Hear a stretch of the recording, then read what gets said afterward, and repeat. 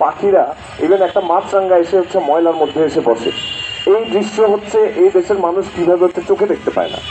আমি এখন বক্তব্য রাখার জন্য আমাদের এই আজকে অনুষ্ঠানের সভাপতি অধ্যাপক আনু মোহাম্মদকে অনুরোধ জানাবো। গতকালকে রাত্রে আমরা এখানে ফুলবাড়ির 7 দিন দেখছিলাম, সেখানে আনু স্যার অনেক তরুণ ছিলেন আর সাকিব ভাই ছিলেন একদমই একজন যুবক, সেটা এবং আজকে আমরা খুবই আনন্দিত স্যার এখানে এসেছেন।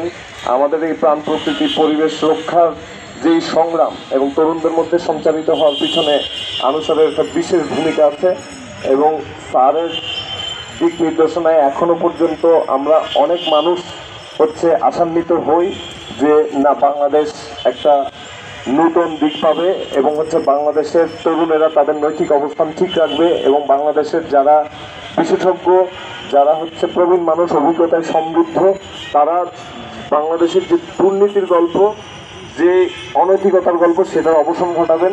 এবং আমি মনে করি আমরা সবাই বাংলাদেশ রাষ্ট্ররক্ষা আন্দোলন থেকে আমরা যত পরিবেশ কর্মী আছে, যত সংগঠন আছে, আমরা মনে করি আনু স্যার আমাদের একজন আলোক দিশারি। বক্তব্য জানাতে অনুরোধ রাখবো অধ্যাপক আনু মোহাম্মদ।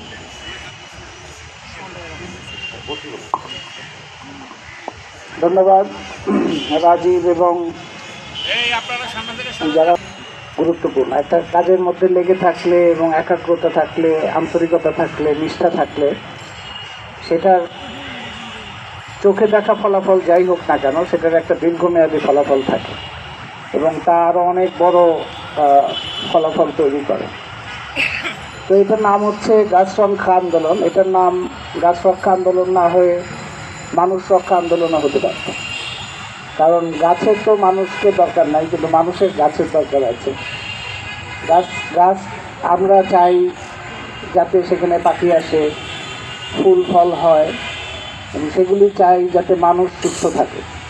কোনো জায়গায় যদি গাছ না থাকে, যদি সেখানে পাখি না আসতে পারে, তাইলে বোঝা যাবে যে সেটা একটা দূষিত জায়গা, সেটা মানুষের জন্য বাসযোগ্য না। এটা একটা কাণ্ডজ্ঞানের বিষয়। এই কাণ্ডজ্ঞানের বিষয়টাই আমাদের নীতি নির্ধারকদের বোঝানো যায় না।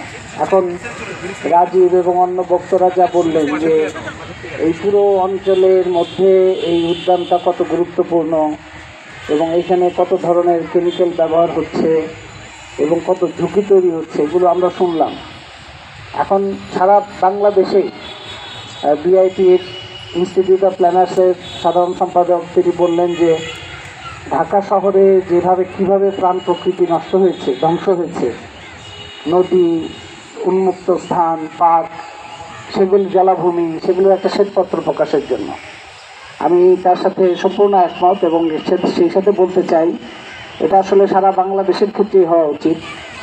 এই যে উন্নয়নের 1.5 দশক কিংবা তারও আগের থেকে, এটা তো শেখ হাসিনার একক কৃতিত্ব না, আগে যারা ছিলেন তারাও একই ধারাতেই ছিলেন। শেখ হাসিনা একটু জোর কদমে এগিয়েছেন কিংবা তার